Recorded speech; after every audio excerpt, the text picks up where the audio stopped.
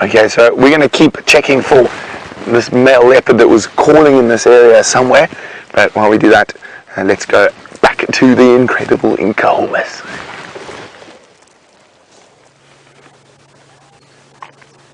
There is lots of tension at the kill now. All the little ones are fighting and they're really starting to develop their growl, so it's quite interesting to listen to. Now I must tell you, I must warn you right in the beginning, we're not going to be able to stay for too much longer with these lions. There are lots of guides who are very excited to see that the Nkuhumas are back, and obviously even better that they are on a kill.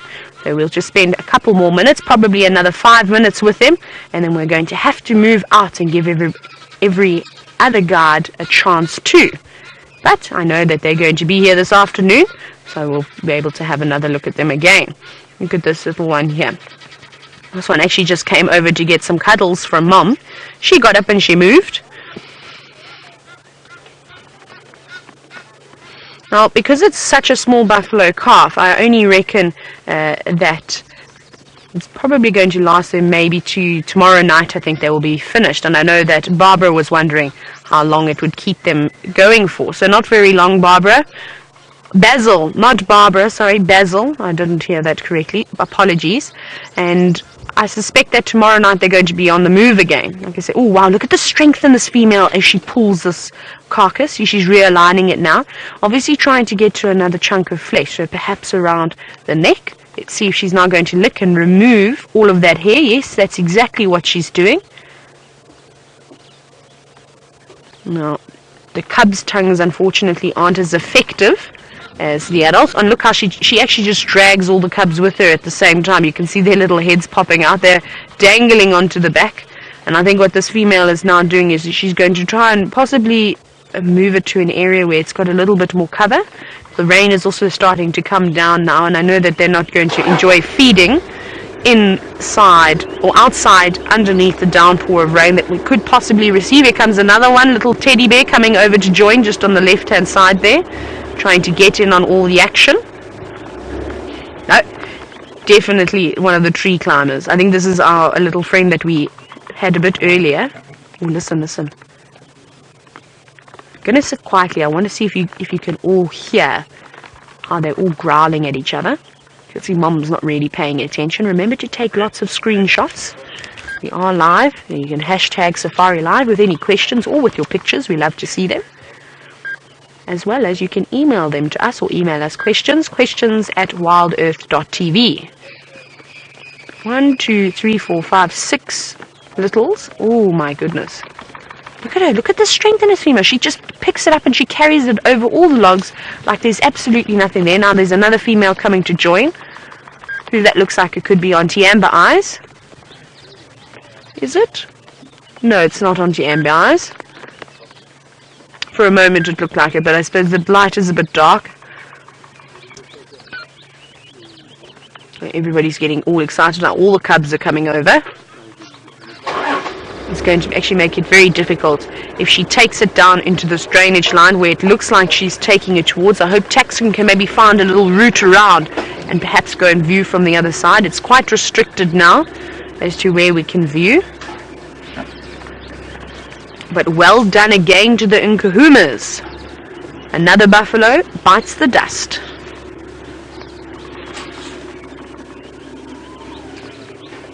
Well, because it's also a nice cool it's getting windy now and cloudy day, I don't think that the vultures are going to pick up on this carcass at all, because there's not really any thermals for them to catch to go up and soar nice and high in the sky and potentially look for some food. So it wouldn't actually matter too much if this female wanted to leave this carcass out in the open slightly. See there how she's reprimanding the cubs?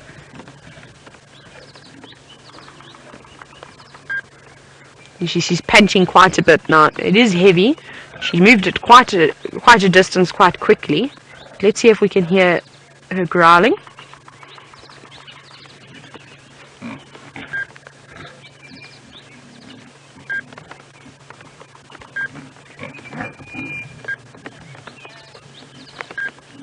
Fantastic, and thank you everybody for sending in your beautiful screenshots. Kirsty's just told me that they're coming in hot and fast, so fantastic. It's always nice to keep memories. Like I said, these little ones are going to be grown up before you know it. and then you're not going to have anything to remember them by. So save them, and like I said, when we get new viewers along the line, it'd be nice to share them when we see all these bundles of joy when they are grown up, or in a few years' time we'll still be able to remember what the Nkuhumas once looked like. And here a bearded woodpecker as well, doing its territorial call in the distance. And the little one's still growling and arguing. This one's decided to take a break, not quite up for the conflict this morning. I think those could have possibly been the two that were on the carcass earlier feeding.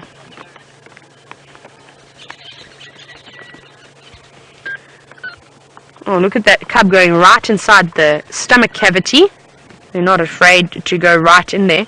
Now, speaking about colouring of eyes and the different colours that they have now, Michael, morning to you. Michael would like to know this morning, at what age do the lion cubs lose that sort of blue tinge that a cub has to its eyes? Michael, that doesn't last for very long. Normally, as they get to around 3 months or so, their eyes start to develop and get towards the browner or whichever colour eyes they're going to get. They're going to go amber, if they're going to go really yellow. Sometimes I've even seen lions with orange eyes almost.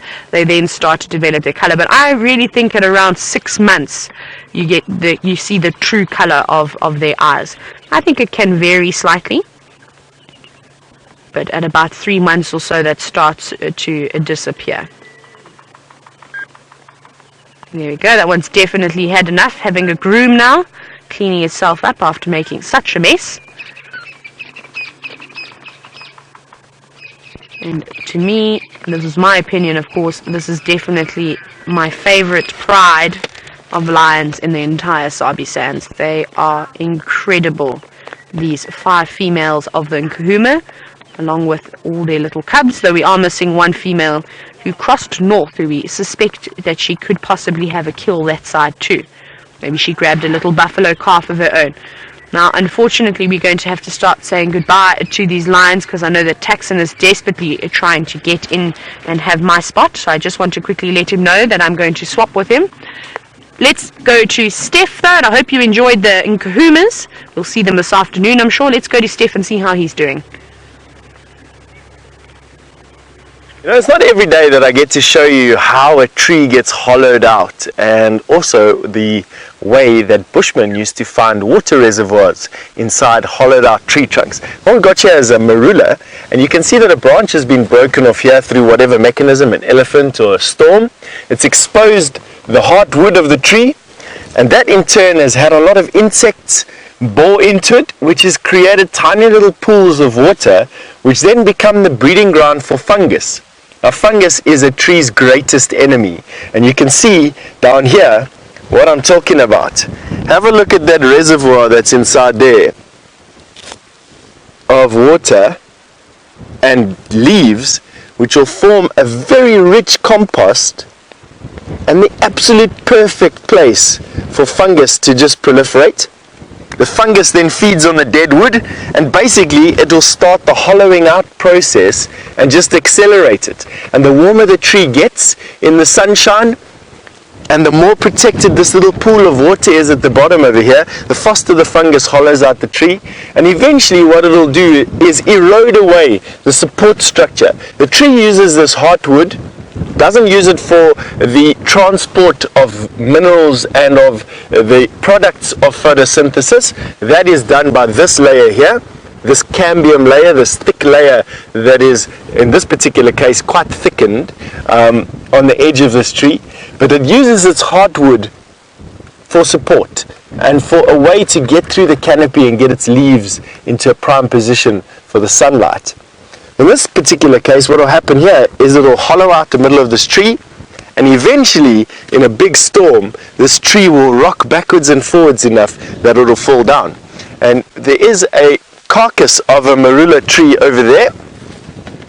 So right down there, the tall skeletal remains of what was once a beautiful marula tree that basically blew over in a storm one day, and it was because the middle heartwood had been eroded to a point. Isn't that wonderful?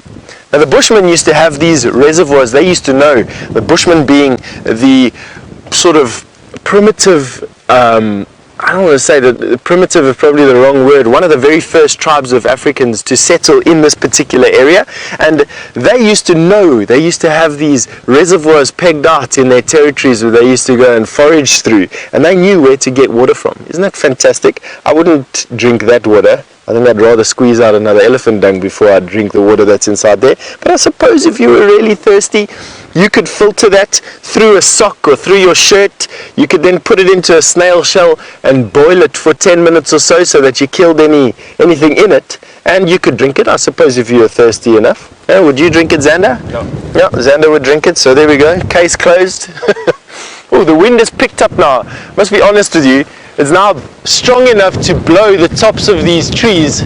Not too many. Can I have a look at that tree over there, busy shaking in the wind? It's a fairly sturdy terminalia tree, and you can see that it's busy shaking quite a lot.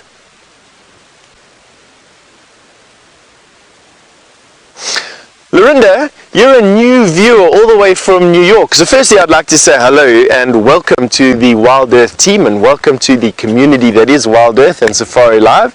And you've asked me how big is this particular reserve that we're in at the moment. Lorinda, we're about, and I stand to be corrected here, but we're about 1,600 or so hectare where we traverse on. That's where we've got Djuma and Arathusa and Cheetah Plains. And then we're inside the Sabi Sand Game Reserve. That's about 64,000 hectare. We're a small part of that greater whole. This Sabi Sands is part of the Greater Kruger National Park, which is also part of a Trans-Frontier Park into Mozambique, and that is around about 3.5 million hectare. And that's about the size of the area that these animals have to roam around in. About 3.5 million hectare, probably.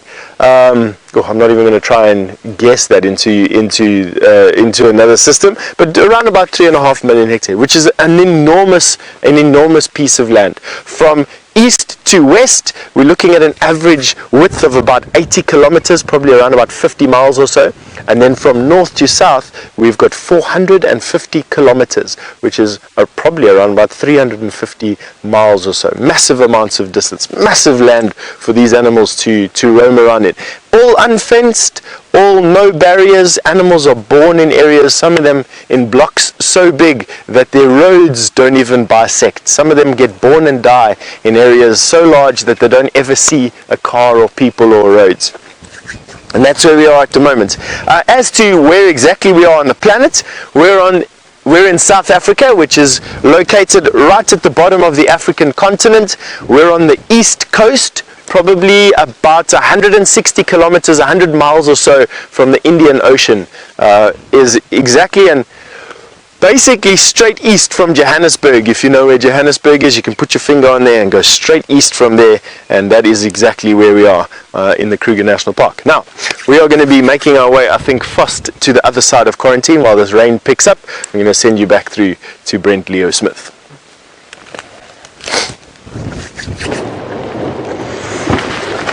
We left that lovely herd of elephants and went out in that area where that male leopard was calling earlier this morning, and I'm hoping we're going to find some tracks. He hasn't called again, maybe he's stalking something, but we're going to keep checking through here.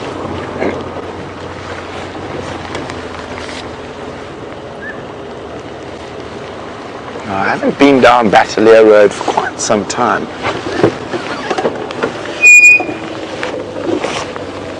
What's that there?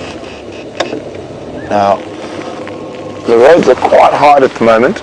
Sometimes it can make looking for tracks very difficult. That's why I'm going so incredibly slowly. But it is wonderful to see these bright shots of green popping out. Now that, in a couple of weeks, should hopefully hold lots of fruit and be attracting lots of birds. I can't even see any fruit starting yet. That is the white berry bush. And there we go, there's some berries starting. Oh, little spider web dancing in the wind there as well. Now when these berries start, they are quite tasty when they're ripe. The problem is, you barely get a chance to eat any. Firstly, they're very small. And secondly, you got to compete with all the birds, baboons, and monkeys.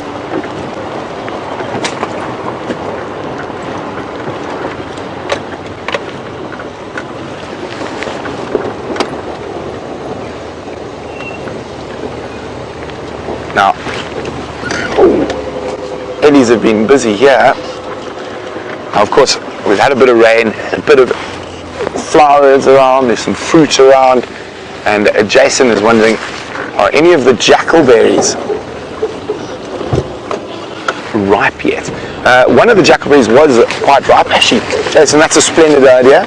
I'm going to go have a look at some jackalberries now while looking for this leopard, see if we can find any ripe jackalberries. Now, they're also quite tasty, but they get there first. Sure, elephants.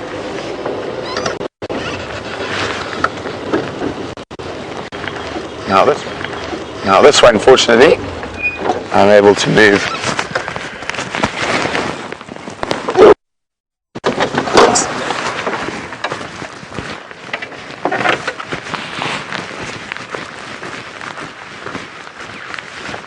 Now this is one of the trees the elephants keep very, very short. It's a red thorn or an acacia gerardi, and very seldom will you actually see it become a big tree because the elephants keep feeding on them. One of their favorite foods here on Djuma.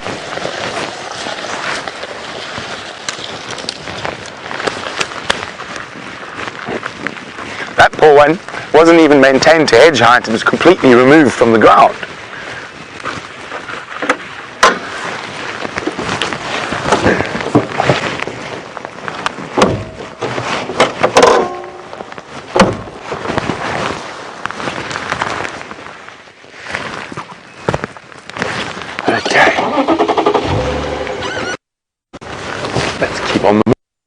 On the move.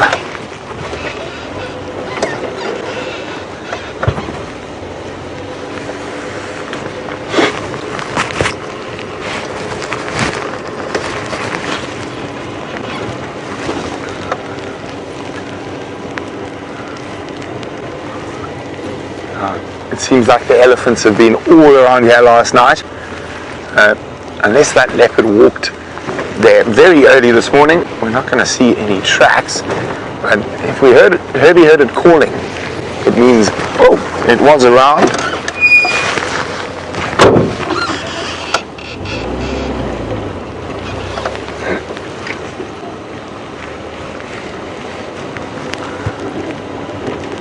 And this little section of this river system here has been incredibly productive for us when it comes to leopards. I actually found my first leopard on foot right here, and he put his kill in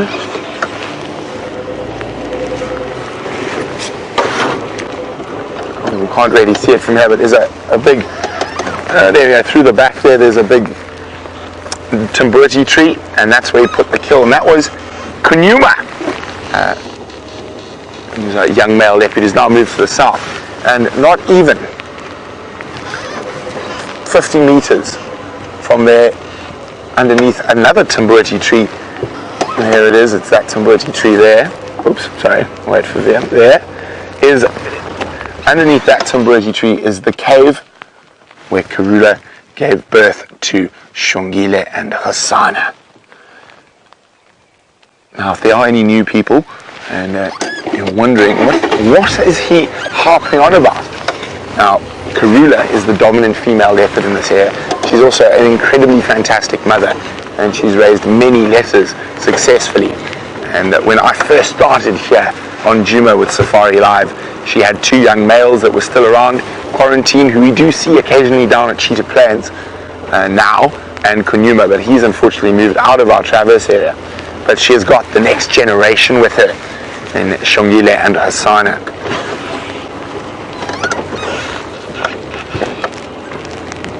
So this weather keeps coming in waves, so it sort of calms down a bit, then it starts raining a bit harder.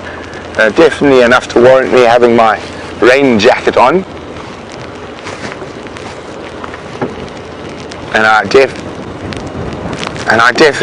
I'm very happy I managed to get rain clothes. Last year I didn't. Whoa!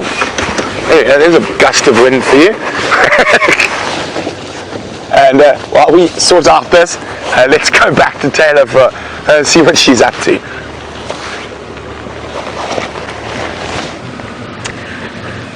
Braden, I'm so sorry that rain cover hit you in the face. Yeah, we can all sympathise with you. We've all had it happen to us, and it's not pleasant, unfortunately.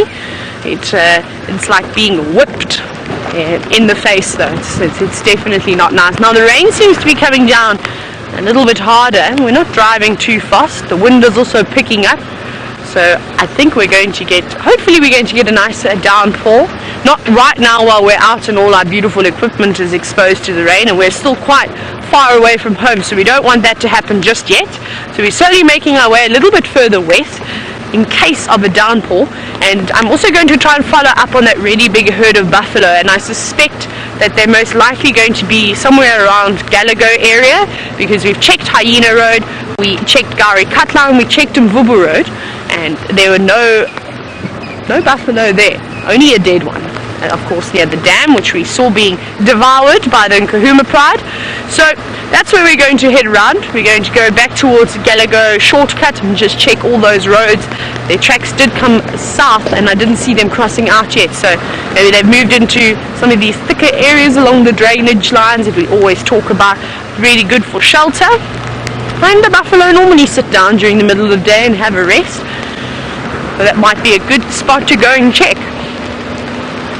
But otherwise, nothing else happening just yet.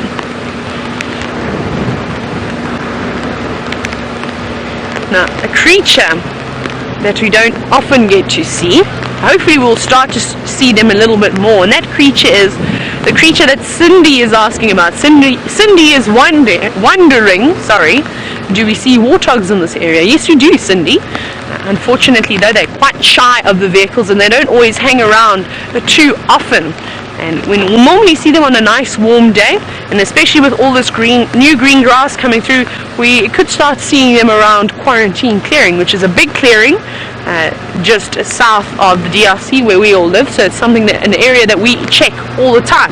But Cindy, I will keep my eyes open for some warthog, and I'll try and find a spot as well, perhaps where some warthogs could be sleeping, because I don't think they're going to be. Hang on, we might even have one here. There's a big termite mound to the left. Let me go back into reverse. Now, Ryan, can you see? Look, I thought I saw a little burrow. You see there to the right of the termite mound? It looks like maybe it is. No, it's not. Okay, well, Cindy, anyway, seeing as we're looking at this termite mound, something that you're looking at now is obviously digging. I think the elephants have been up there, but animals like the aardvark or the anteater like to dig into these mounds to eat the termites, and they create these big burrows, as well as they sometimes burrow a home for themselves. And when the aardvark move out of them, occasionally, well, actually not occasionally, quite commonly, a family of warthogs would move in and make it their home. But I'll find one for you, and I suspect on a cold day like today, that is where all the warthogs are hiding. They are in their nice warm burrows, still sleeping. No need to come out in this cold weather, but we'll find one. Maybe we'll even get lucky, and if the hole is big enough, we might be able to see one or two of them poking their noses out, just to check if the sun's risen yet. It feels like there was no sun this morning. Right now you're going to see a little bit of black on your screen. It is Brian just wiping it because it is raining and we are live, so we need to keep making these adjustments as we go along. But you can probably also all stop squinting now, and that you can see a little bit better. We're going to be doing this quite often, and I'm sure you're going to see it on the other presenters' cameras too. Right, we're coming along. I have forgotten where I am. Where am I? Oh my goodness, are we on? How did we end up down over here? I have no idea. It seems as though we are popping out on Gari Main now. That's amazing. I didn't even know we were going to come out here. Well, a little bump here. I surprise myself all the time. Luckily, I was still on our traversing area and didn't disappear where I wasn't supposed to. We're going down into a little dip very quickly. I'll try and go through it as quick as possible so that the gremlins don't jump aboard. And good.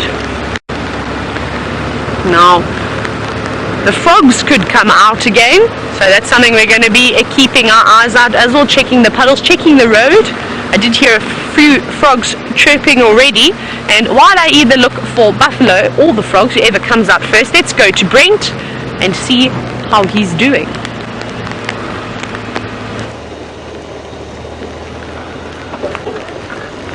Now, we're in the Mawati riverbed, and we were asked about a jackalberry, and I'm hoping one of these big jackalberries up ahead is in fruit. I'm also still checking for leopard tracks. So far, no leopard tracks, but the fortunate thing about looking for jackalberries is they're trees and they don't move too much.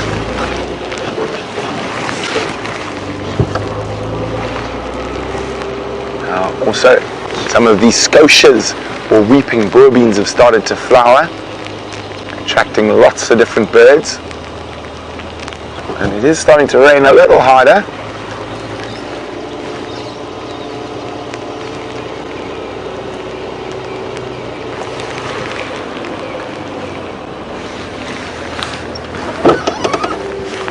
Which track is that?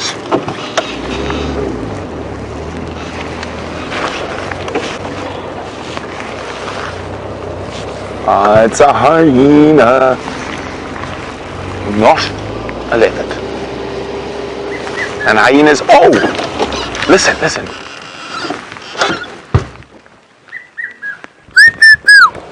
I heard it for the first time yesterday. I know James won the cuckoo race, and he got an African cuckoo on camera yesterday. But I'm listening now, there's a red-chested cuckoo calling. I think I saw him up ahead.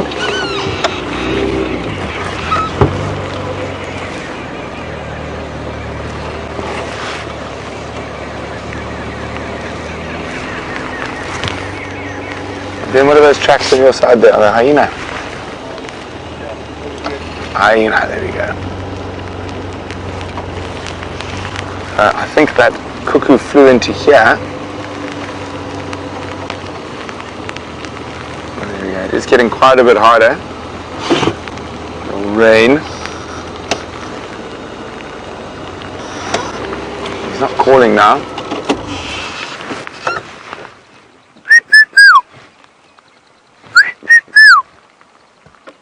There's a bird there, but I don't think that's the cuckoo.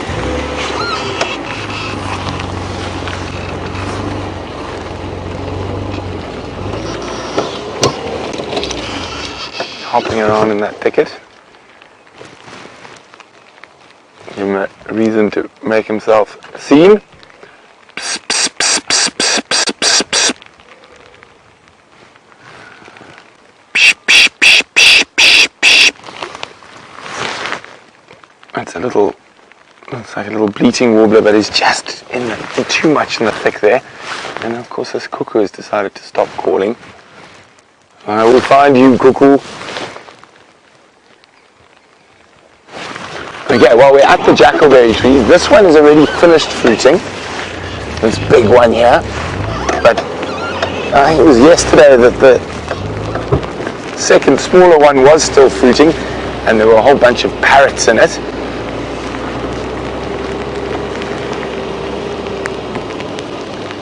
I think I can't see anything at the moment. Okay, we're going to have to start heading. Yes. So we're going to have to start heading back towards quarantine.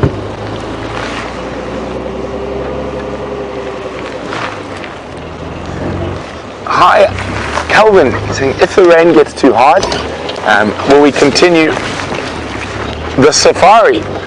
We shall be. We are going to set up the tent. So we will definitely try keep it going. Ooh, what's that bird flying there? There's two of them. Let's have a look. Ah, it's the Wahlberg's eagles. There we go.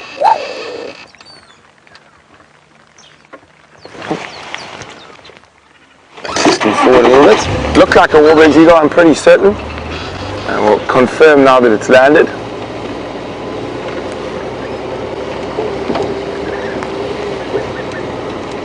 Oh, it's calling as well.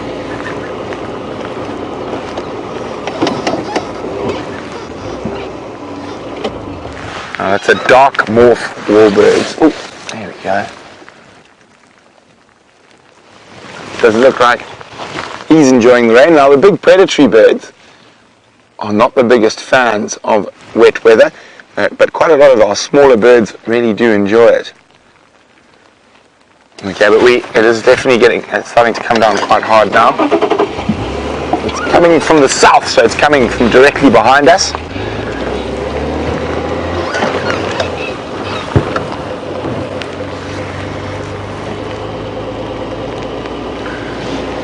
Now, of course, we've got lots of very sensitive electronic equipment on the vehicle. We're going to keep going. We're going to keep moving back towards quarantine. And Stef is busy setting up the tent so we can carry on.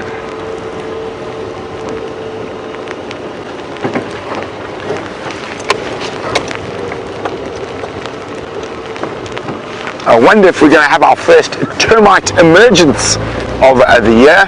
So the flying ants or alettes exploding out of the ground, descending forward to the future kings and queens of the termitarias.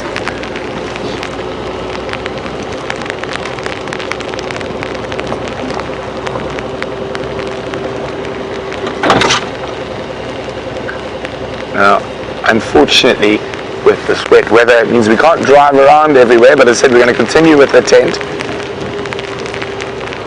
And we do need the rain.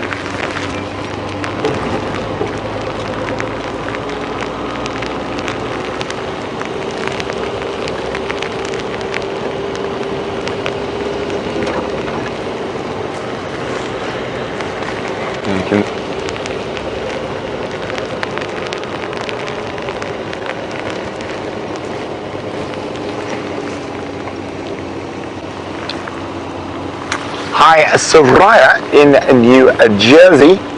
Soraya would like to know, what is the best way to start birding? Well, the best way to start is start at home. There's always birds at home. Get yourself some binoculars and you can start birding. You're in New Jersey, so let me just try. I think you'll get some good wading birds down on the Jersey shore. And I've actually seen, in Jersey, I've seen good woodpeckers. I'm trying to remember the names now. It's a long time since I birded in America. But also, if you ever go into New York City, one must always look up.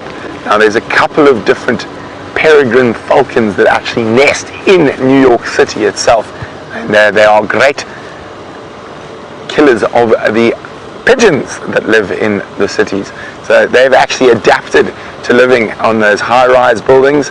And they are able to hunt pigeons all around New York City.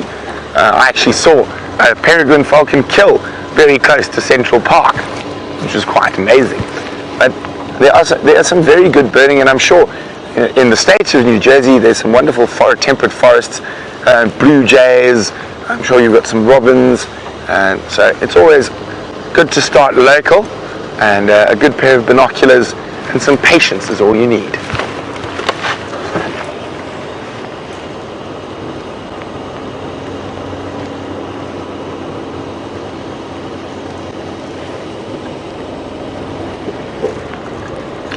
Yeah, so while we slowly make our way back towards quarantine, we'll give you one last look at some beautiful colour on this grey day.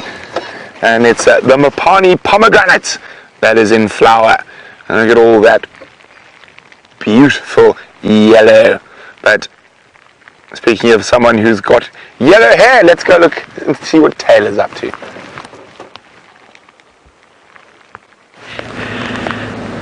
Yellow hair, Brent. I'd prefer to think that my hair was golden, not yellow.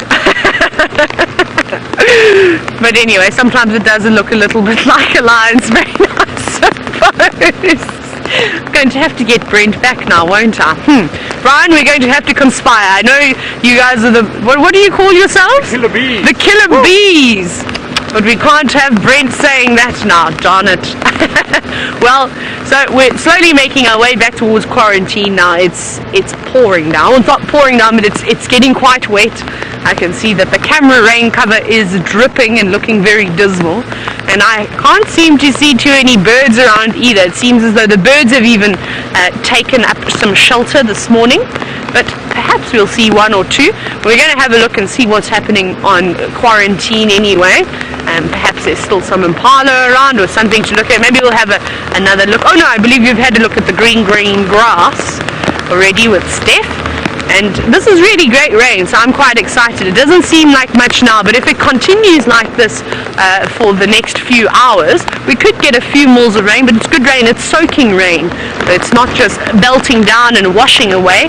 It's the slow rain is sort of giving the ground an opportunity to absorb every drop, which is great.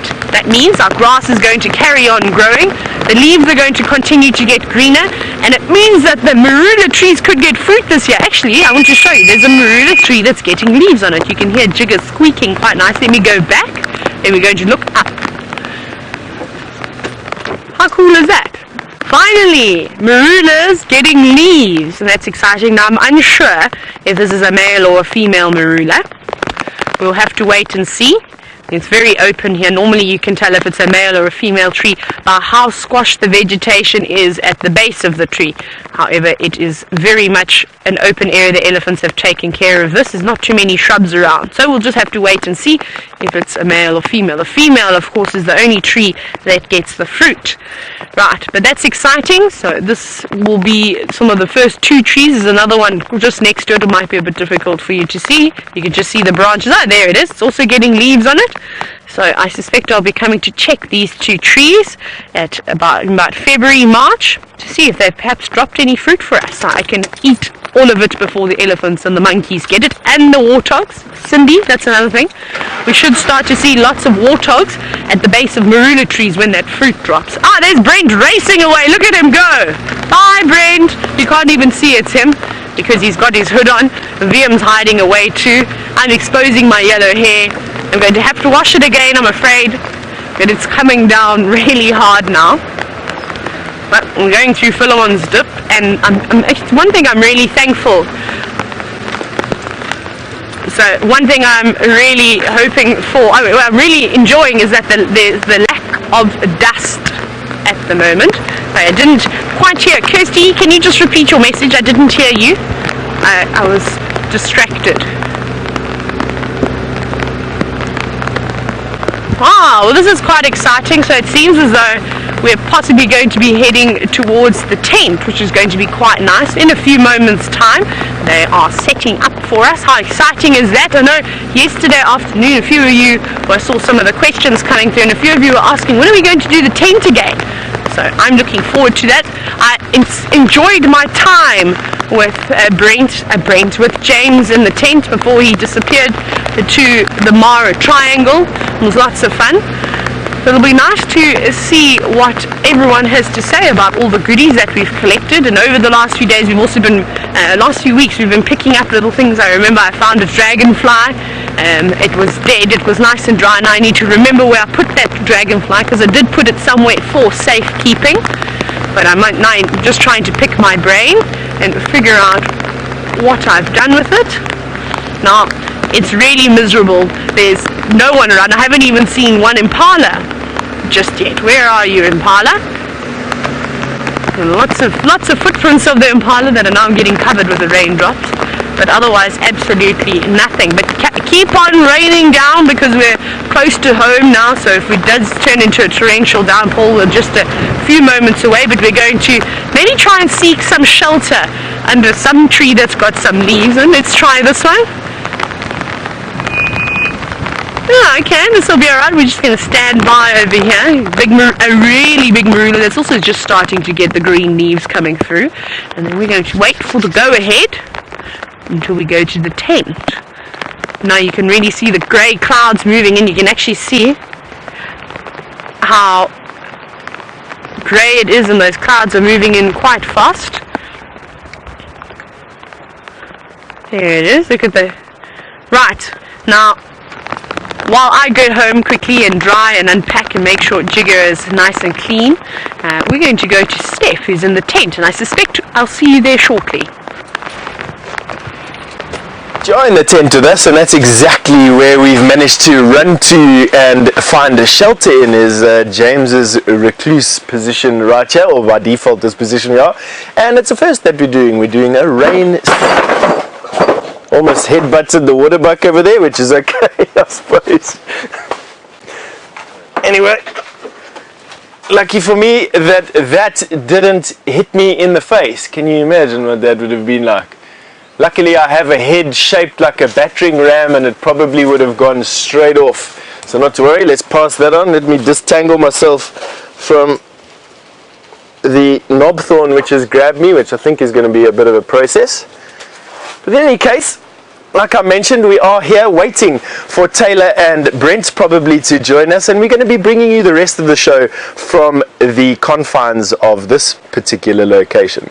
Now, what we're going to try and do, and what we're hoping to do for you today, is to show you a few inserts that we've been collecting over the last couple of months and weeks and days, and then chatting about them. So basically trying to unlock them with your help. And of course, the only way we speak to you is through the hashtag Safari Live, or using the email questions at WildEarthTV. I'll be fed it through this contraption, the silver contraption you see on the side of my head, and hopefully we'll be able to have a chat with you and with Brent and with Taylor, who are on their way here right now. Now, I just want to make this tent a little bit more waterproof as we are moving around over here. I can see that it is blowing in a little bit over here. So we've got these windows open so that we can get some more light going in over here along the day, but I see that it is blowing in a little bit, and so what we're going to do is just stop it there. It is a bit of a blustery summer's day, and you know what, rather than seeing this whole experience as a change to the way that we're doing our safaris, I want to show you that this is actually a celebration. We're actually celebrating the fact that it's raining here for the first time in a lot of months. We had rain for the first time. We had about 25 millimeters of rainfall here about 2 weeks ago, 10 days or 2 weeks ago, and we're fully expecting that this year's rainy season is going to be normal to high. That's what some of the predictions are predicting at the moment. There's been a lot of discussion, in particular on Safari, about what La Nina is supposed to be bringing us this year. From what I'm reading from the different reports are coming in, we've gone from a high alert of La Nina, which is basically an offshore cooling, average cooling of the Pacific Ocean just off of South America, and what that does is it has very far-reaching effects on weather patterns across the southern hemisphere, and in particular bringing floods to regions like South Africa. Now, they've de-escalated La Nina from a high risk to a basically a low or moderate risk. There's about a 50% chance of one of these La Nina events occurring. And there's a very high chance at the moment, or a high probability, that we're going to have normal rainfall for this year. Now, what does normal mean for us? Normal means about that much. Now, I know that doesn't mean a lot, but that's about 450 millimeters of rain. That's around about half a meter or half a yard of rain. That's normal for us. We get between 450 and about 650 millimeters of rain here in this particular area per year. That's on a normal year. On a low year like last year, we have below 200. We only had that much rain last year. Now, what that means is that the rain, if it had to fall, would sink that deep into the ground. And that's not a lot. And that's why we went down to basically sand a month or two ago. And on a high year now, on the other end of the scale, we have about 1.5 meters, so about 1.5 yards, which is about that much rain. So that is what we would have. Now, that from our hand to the ground is an incredibly high rainfall year, and that happened last year in 2012, and with the last massive one that we had in about the year 2000. You hear quite a lot of talks going around about the year 2000 floods that we had, and there we had about 1,650 millimeters of rain in 1 year, and almost all of that fell between Christmas and the 7th of February. Can you believe all that stuff? Rivers that were normally you could throw a stone across went to 2 miles wide with that amount of water. I mean, that's just incredible, thinking about just 1.5 yards. All right. Now, John, you've just asked me, are the Drakensberg Mountains east or west of the reserve? So we lie between two mountain ranges, as you quite rightly say. The Drakensberg Mountains lie to our west, and on the eastern side is the Lebombo Mountains, and in the middle is this depressed area called the Low Veld, and inside that is where the Kruger National Park is. So two mountain ranges. The Drakensberg is higher than the Lebombos, and in between is this low area, or the Low Veld, or the low bush area, and that we call the Low Veld, and that is where we are. That is where the Kruger National Park is situated. So you're quite right there. It is on the western side of where we are sitting right now, John, and stretches basically from Microscopic, which is basically one of the most northern mountain peaks in the Drakensberg, all the way south to Lesotho, which is from here, I would say, easy a 12 or 13 hour car journey. 12 or 13 hours, we're looking at about 900 miles to get from here to the other side of Lesotho. It's a very, very far away, and that is where the Drakensberg most southerly point is. The Drakensberg, incidentally, John, also has included in it South Africa's highest peak. We've got Montesorsis at, I think, 3,284 meters above sea level, I think, if my memory serves me correctly. So 3,200 or 3,300 meters above sea level, and where we are right now is about 400 meters above sea level. So easily about 2 and a bit miles above our head is where South Africa's tallest peak lies, and still a baby compared to what mountain peaks you do find out there. I think we have a bug on the tent behind me. Ah, yes, that is the exoskeleton of a spider. Let me see if I can get it for you over here without breaking it. This is a rain spider, a fairly common spider that we have here. And what's happened is she's moved into the tent, and looks like he, in actual fact, has been eaten. Now, how do I know that that is a male? Have a look at its... Now, what's happened over here? I want to show you, I've got some silk attached to my hands. So those two club-like structures that you can see just on the inside of its head, it's two round, uniformly colored club-like structures. Those are called pedipalps.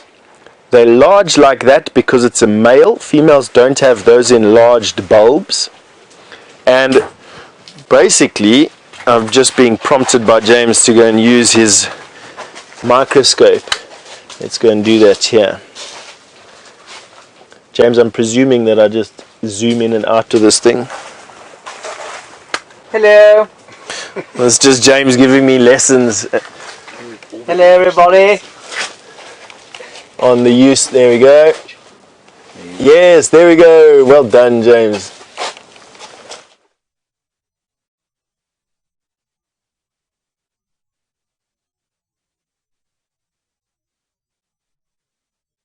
Oh, hang on, wait, here we go. Sorry, it's the wind here. I'm going to try and hold it in view then. Excuse my manky finger. Now to figure out up it. There we go. So those club-like male's pedipalps, and he will use those pedipalps to inseminate a female. He actually sows some sperm into those pedipalps, and he will use those when he is busy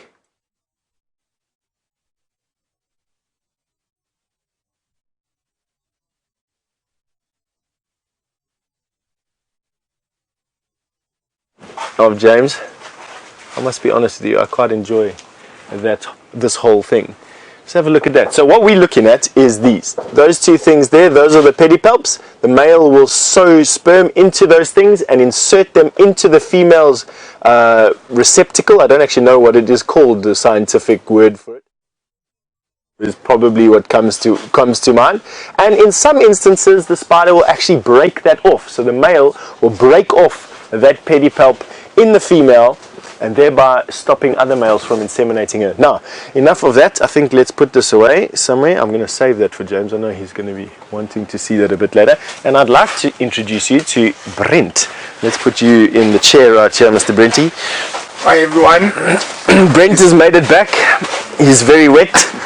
Stef's looking a bit warmer than me. I wasn't warm when I got here, I must be honest with you. It's my fault. Is it? Rain cameras. I put a picture of a storm cloud up on before drive today. Well done. So actually, I think it's my fault.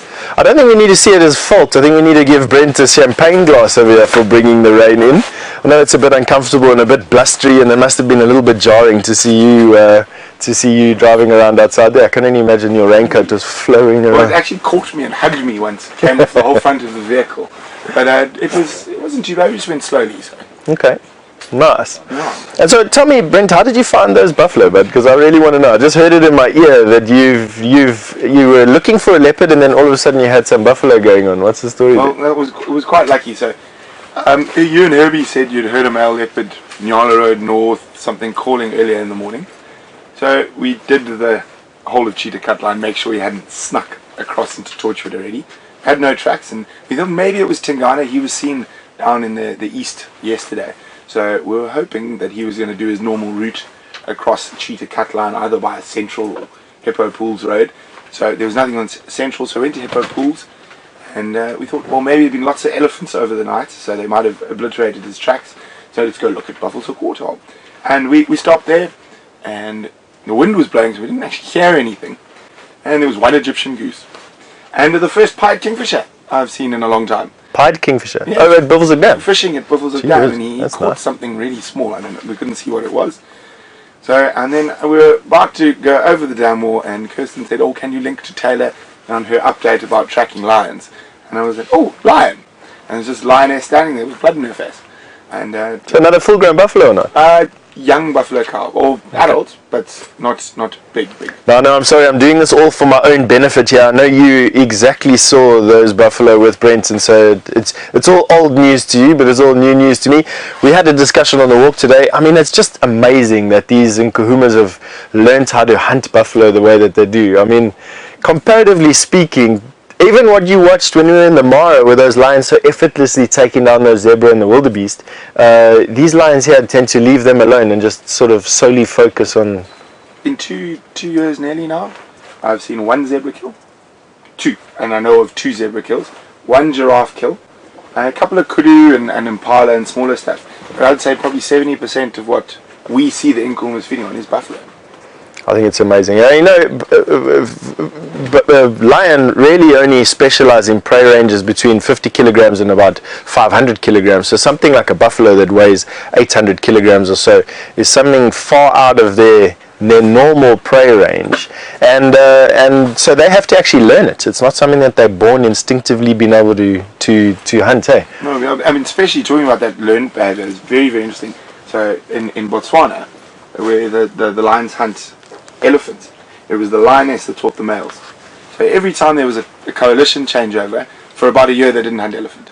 Amazing. So until the males sort of learned from the lionesses what to do when they were hunting elephant, which was amazing. Sort of every time the coalition changed would be a year and a half before they would even think about taking on a young elephant again. Amazing.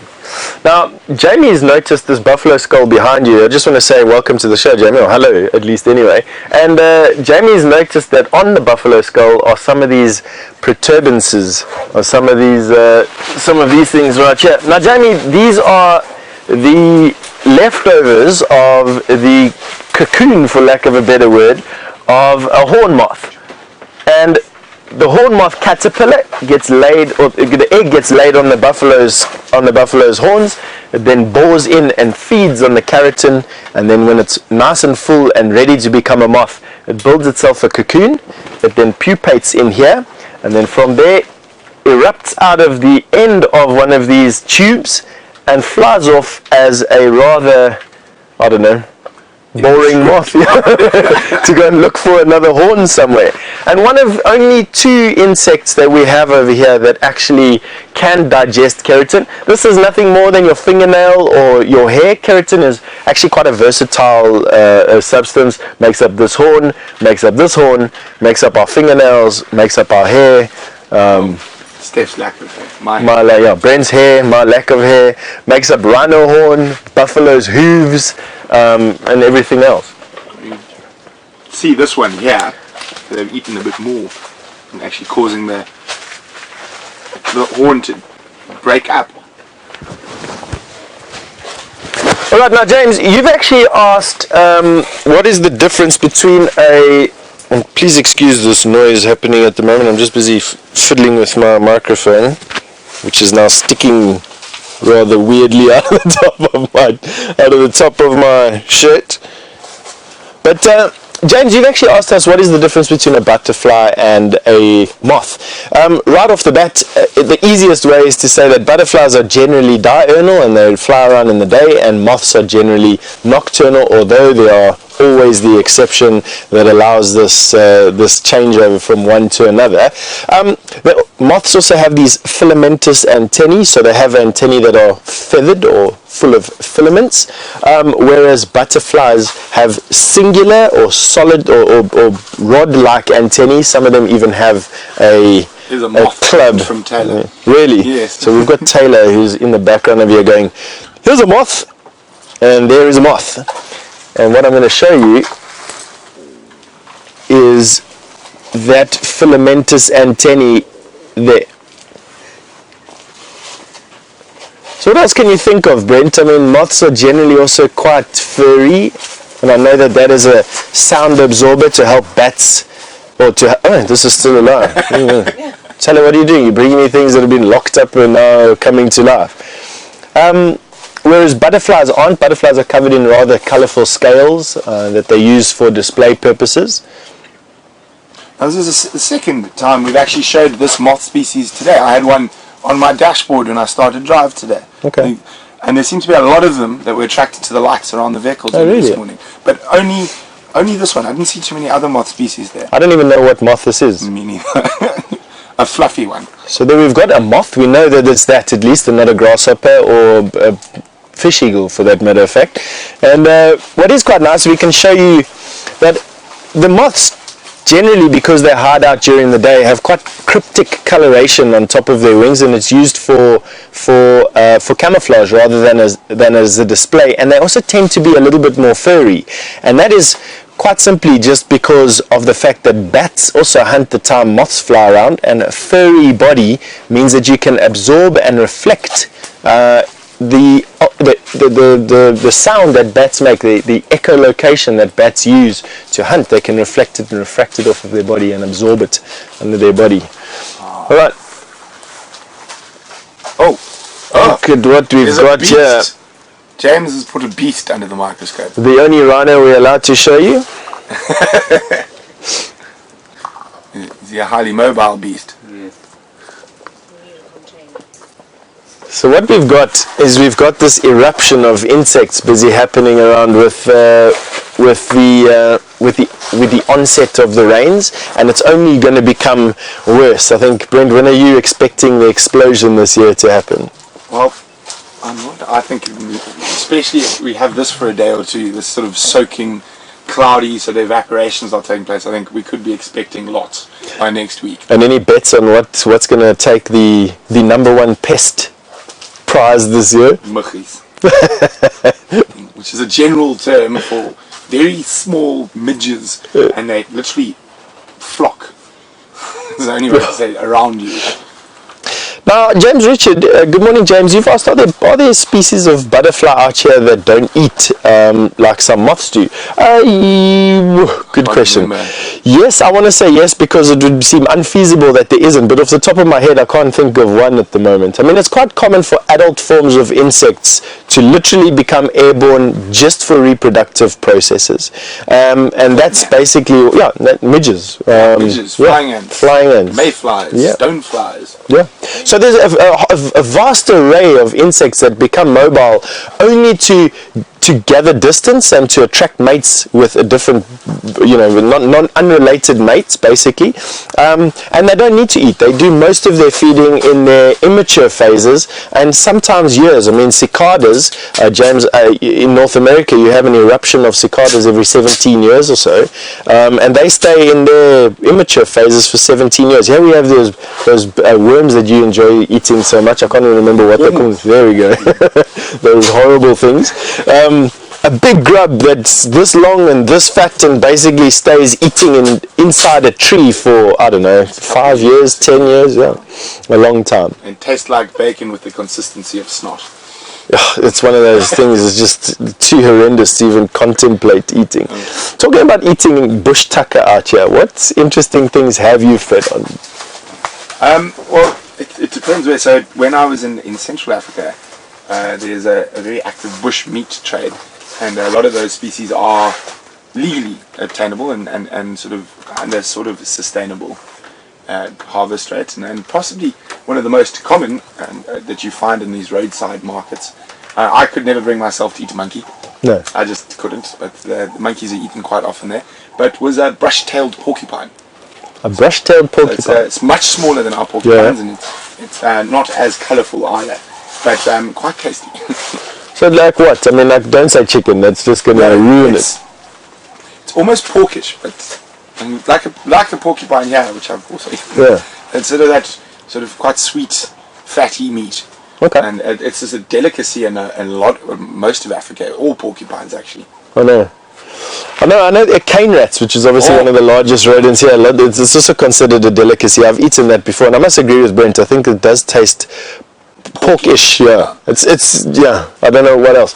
We've got this microscope feed up and running again. I just have to say thanks to this magnificent support team that we have. There you can see the horn on top of the rhino beetle's head, and basically they'll use that as a jousting weapon. The males will joust with one another, the strongest male obviously winning the attentions of the female. But you can also see that golden fuzz around.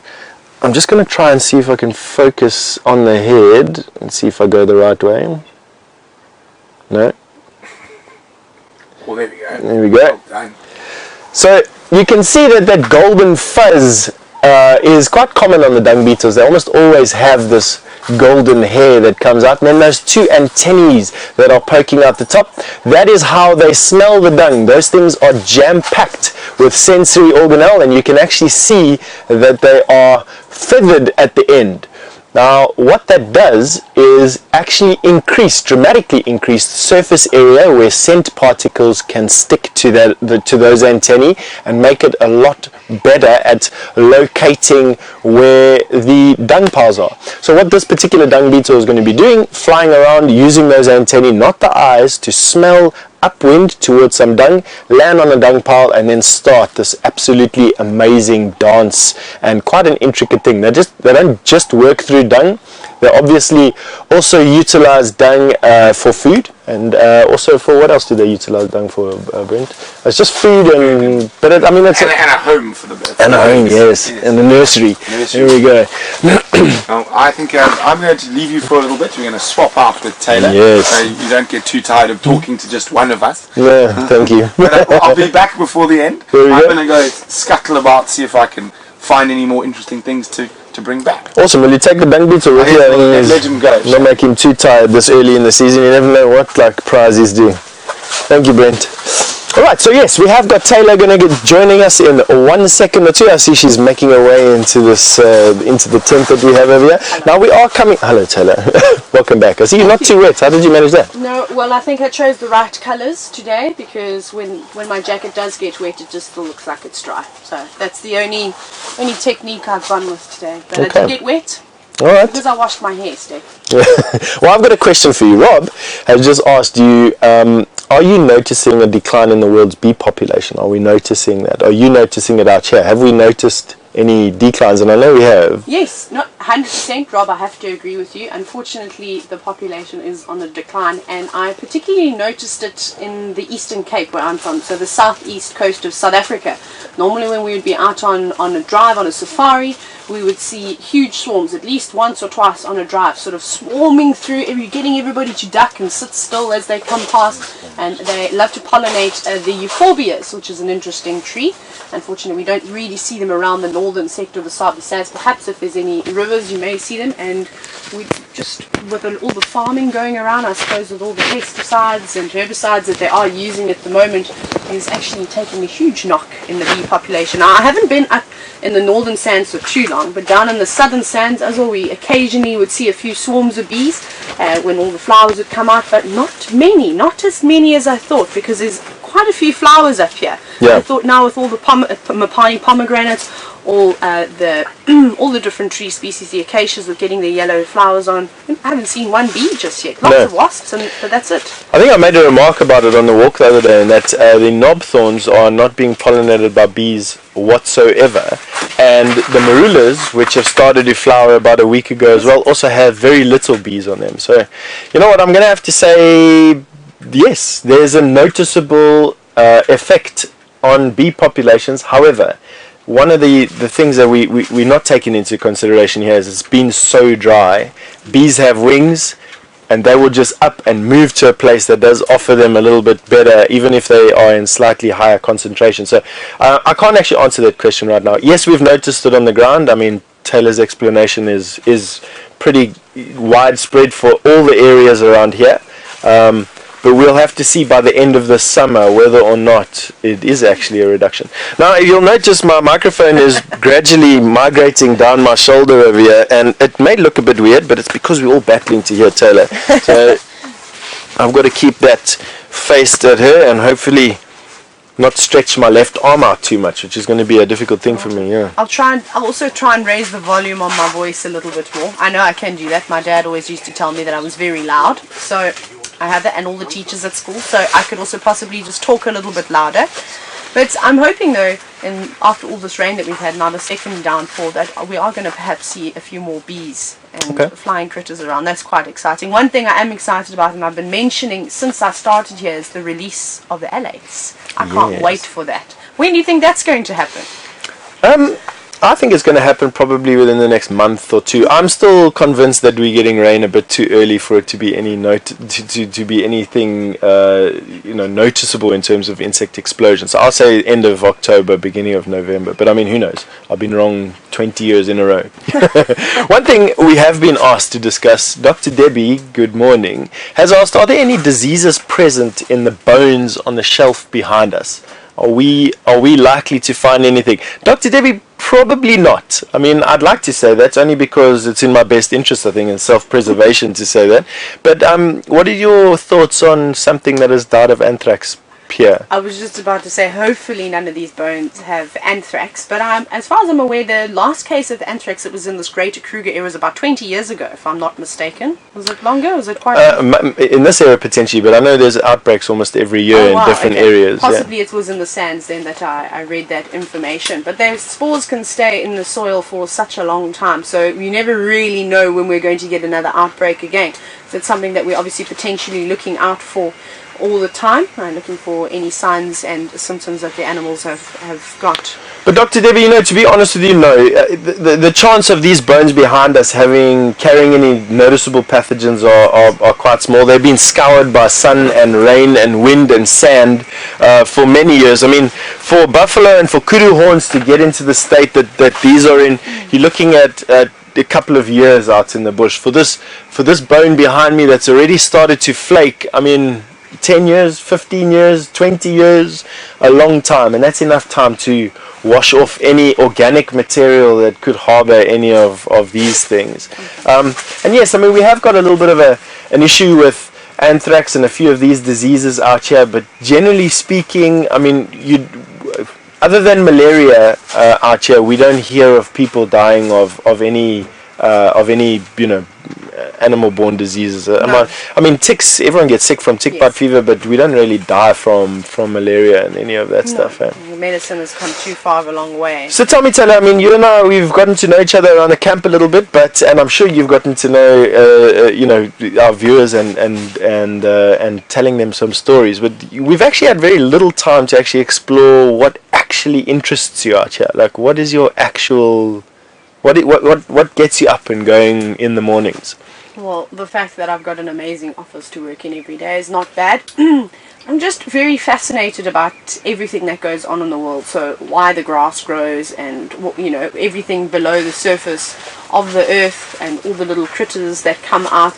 Yeah, I'm a very busy person, and I like to learn, and I tend to get distracted quite easily. So I found that in the bush, I felt that I was in a very safe place, and I found that there was so much going on all the time that there was always something for me to look and see, pick up, turn over a rock, turn over a leaf, pull a bit of bark away, and find a new creature that I possibly haven't seen before.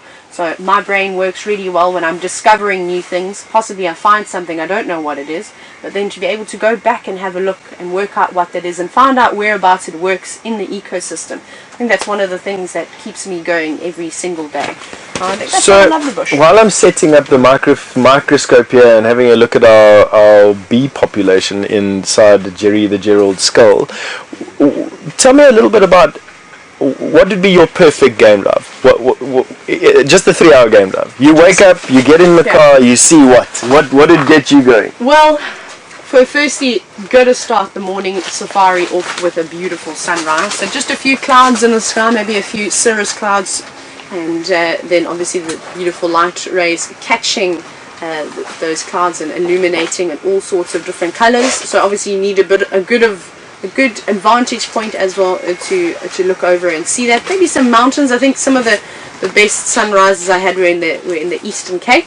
And I don't like to view every single animal in one drive. I quite like to scatter it out. So in one single game drive, I'd be quite happy if we saw a few birds. Maybe find a bird that I've been looking for a long time. For example, the gorgeous bushshrike.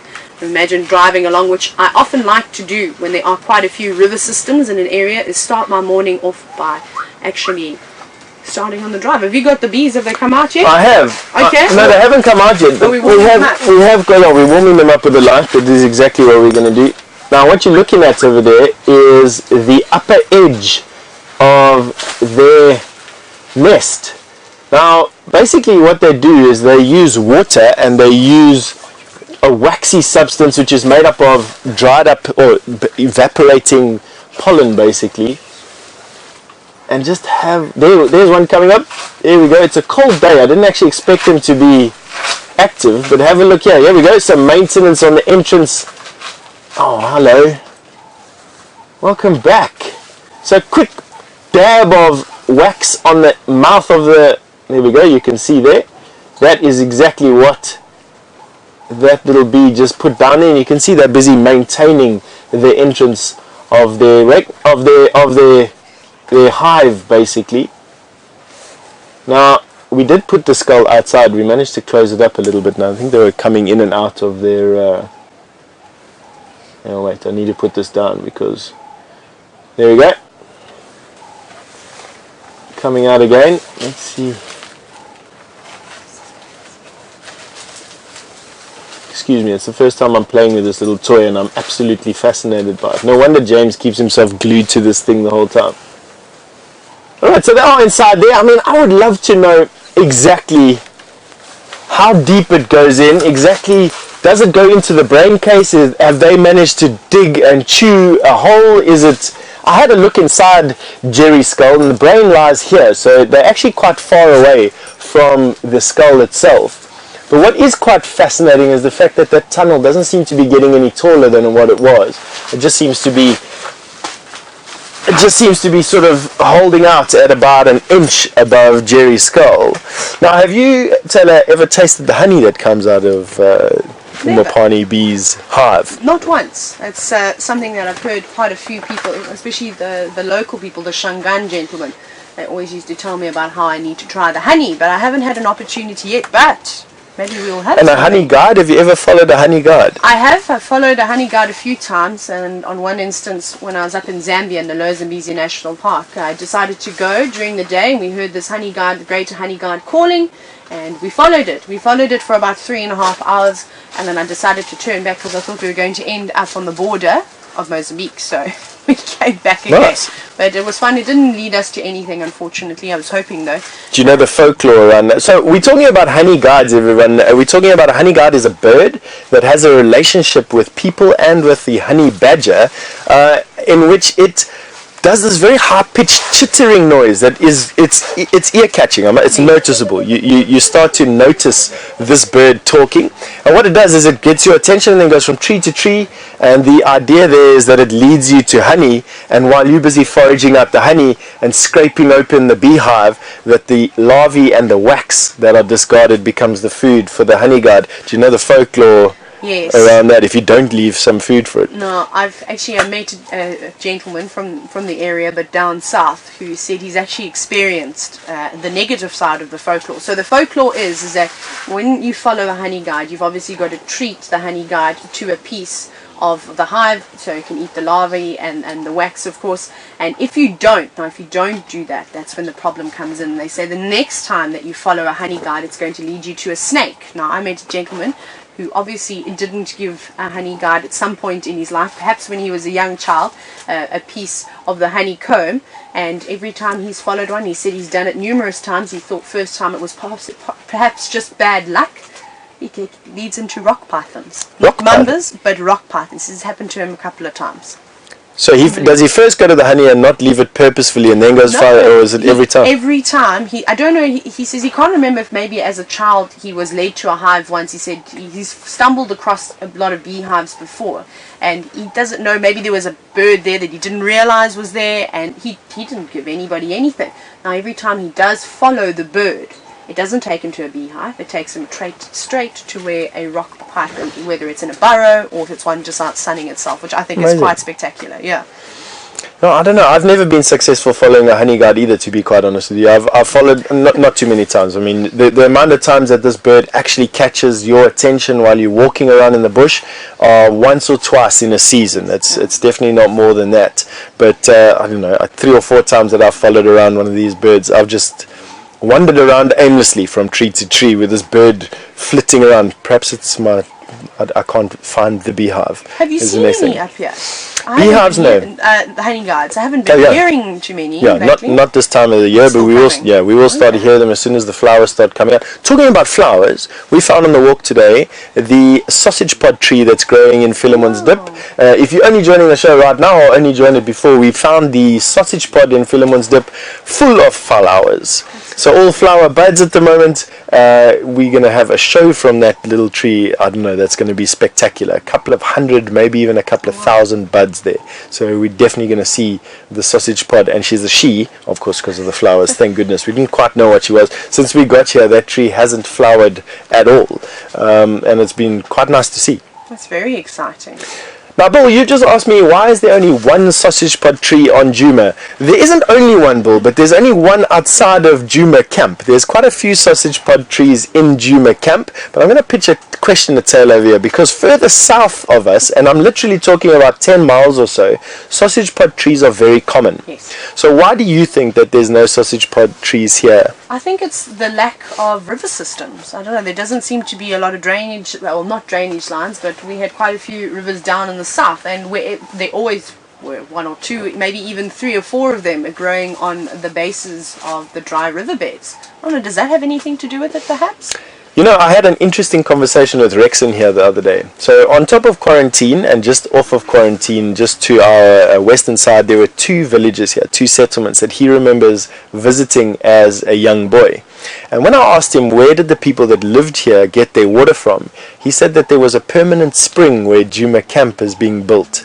And that is possibly why we're finding only the sausage pods in Djuma camp, and why one of the stray seeds has managed to find itself over the crest and in Philemon's Dip, which is where we get our water from. So it's actually an aquifer that has a lot of water in it, which might answer the question as to why it was able to germinate. So I don't know, it's a bit of a discussion around here. We don't find them in the bush other than that. I mean, we've got some huge drainage lines here. The one coming out of Buffelshoek Dam is relatively big, the Mulwati. There's no sausage pods on the Mulwati. Any of the feeder drainage lines coming from Treehouse Dam, coming from Buffelshoek Dam, none of those have any sausage pods on. So it's just around the spring, around the natural seep here at Djuma, which of course I need to go and find. It's one of those things. Since I heard about it. Are you going to make water sticks? Are you going to use actually, the quarry? Have you ever used one of those sticks? I haven't. I've tried, but it wasn't successful. But I suppose I think there's a bit of technique around it. So I think I may have to spend a couple of hours with you. And I'm sure you'll be able to show me how to get the sticks to work correctly. I have actually used the fork stick before, and for the life of me I can't actually tell you how it worked. But I bent the stick, I walked over where we dug for a ball, and that stick went down like this, and it had nothing to do with what I was doing with that stick. I don't know, we'll try it this year. But we got a question from Dr. Rob. Dr. Rob wants to know, and good morning Dr. Rob, you wanted to know what type of sightings can we expect in the rainy season? Well, Dr. Rob, you are in for a treat, and I hope you continue watching regularly. And with all the rain coming into the summer months, we've obviously got an abundance of grass coming through. So I suspect we're going to see the large herds of elephants coming through, which is quite exciting. Lots of buffalo. I think the big herds of buffalo now that have perhaps maybe disappeared down south and are slowly on their way back north. I believe the south, unfortunately, hasn't had as much rain as we've had up here in the north. And I was chatting to a few of them. They still say guides down in the south, and they say that it is dry and brown and yellow as ever. So I think everything is going to slowly start moving up north. We're going to see the herds of zebras coming through. We're going to see the wildebeest and all those lovely mammals that we've been struggling to find in decent group sizes. And then, of course, with all those, the congregation of animals perhaps coming up to the north, we may be seeing more predators. Maybe we're going to see a few more leopards around, and lots of hyenas, I suspect, when the impala start to lamb, when they start to give birth, which we should see now anywhere from the end of November, December, January, even as late as February, you could possibly see them having their little ones. Now, there's lots of animals that take full advantage, of course, as you know, of the little impala. So the hyenas are going to be definitely lurking around for them, and the wildebeest for their lambs and for their calves, perhaps even the tawny eagles. And something that I'm really excited to see, I saw a lot of in Zambia, but I haven't seen too often here, is the baboons taking an opportunity to snatch up on a young antelope. Yeah, it happens, yeah. Is it quite common up here? It's very common in Zambia, but I haven't seen it down since I've been in the sands. Yeah, it's quite common. I don't think there's not as many baboons here as there are up in Zambia. I mean, in Zambia and in Tanzania, you have large groups of baboons. We don't have that too much over here. But I did want to say that the difference between dry season sightings and wet season or summer sightings over here is quite profound.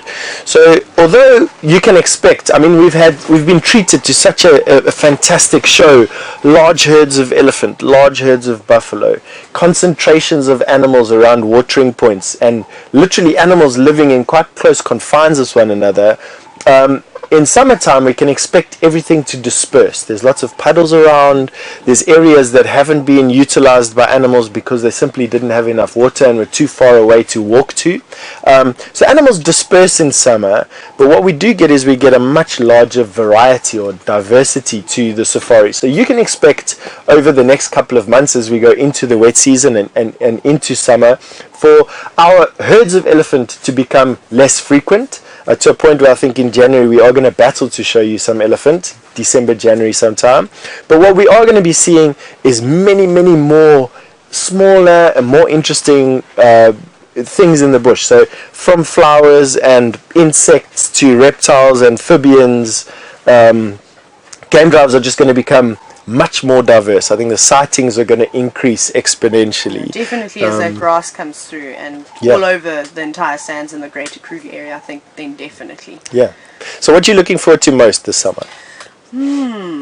The explosion of the termites. That's my thing, and I'm sticking to it. I've said it since I arrived here, and I really cannot wait for all those alates to start shooting out of the mounds. I think that's something that I love the most, just because I'm a fan of all the smaller critters, so the frogs, and I know that if you can find a mound where all the termites are coming out of, you're going to have a good day watching lizards, geckos and frogs and toads and everything you can think of, birds, owls, snakes even eat those alates, lots of different things, civets, genets, they'll all be, I think, out and about flourishing just for a few days while all that protein is around. So that's something I'm really looking forward to. In the last dying minutes of today's safari, I'm going to have a selfish endeavor here. I want to know a little bit more about solifuges. So we found a solifuge today that I've been looking for an age. It's a burrowing solifuge that caps the top of her tunnel with a silken, yes, you heard me, for a solifuge cap, and then makes these little tendril-like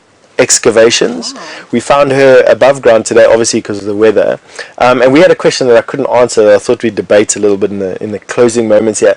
How do solifuges mate, and where do they lay their eggs, and do you know anything about solifuges? Oh my goodness, you've caught me completely off guard now. Now we have been seeing quite a few solifuge around. We get them all over the world, but I'm amazed by this. I didn't know a solifuge could firstly produce silk. Yeah, me either. That is something new to me, and so I don't know. Where would they lay their eggs? Below the surface of the earth, I presume. If that one is particularly burrowing, Yeah. surely she's making a burrow for a reason.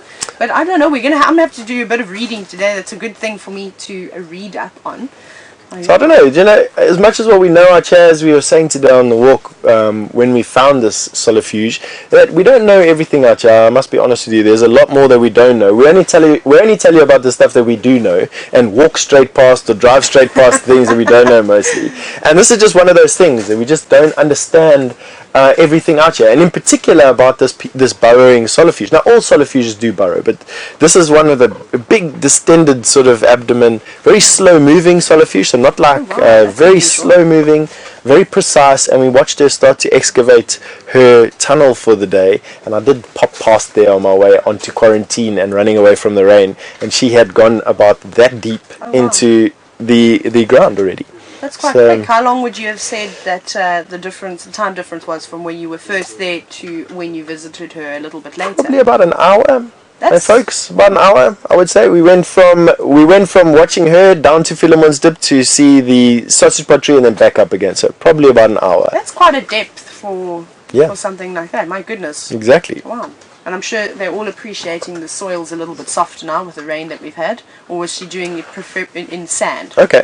No, I don't know. Was she doing it in the sand? Or? She was doing it in the sand, and okay. she was very precise with where she wanted to actually excavate. She moved from one place to the hoof print of an impala, and then excavated her tunnel in there. Okay. So I'm actually going to go back there a bit later and see what she's done. But Judy H, just in the last couple of seconds of the show, Judy H has asked us, or has made a comment that the solifuges use their flagella, which I'm not, Judy H, you caught me there with another word that it's new for me today, but flagella, to insert the spermatophore into the female, which is very arachnid-like, and therefore they are fertilized much the same as other spiders are. So there we go. Thank you very much, Judy H. It's always nice sharing information with everybody, so thank you very much. Please keep that information coming throughout the day. I know it's something that I'm going to be studying a bit later on, especially if we're going to be seeing more of these things. Yeah, and I want to see one with this little hole and with the silk covering. Yes. I want to, it's always nice to be told about these things, but I distrust most of these things until you've seen it yourself. So that's true. Why it's such a bizarre statement is that solifuges are known, it's one of their defining characteristics for not having silk. So, but she was definitely chewing through the sand, using her telocerate to literally chew. She wasn't digging with it. To everybody for getting this done. Thank you very much for your patience, of course. Brent, thank you very much for your safari. Taylor, for your safari. Watch out, I hit my head on the lights all the time. No, exactly. You're going to be seeing a lot more of this set and a lot more of these things as we head into a season which is going to have average to high rainfall. So we're going to be seeing these types of discussions quite often. We're going to celebrate them every single time. Obviously, we need a lot of rain, all of the rain that we can get. Keep on watching. We'll be back again this afternoon, Central Africa time at 3:30 to 6:30. I get my times wrong all over the time. So for myself, from all the ladies in FC, thank you very much. Thank you for your support, and we'll see you soon.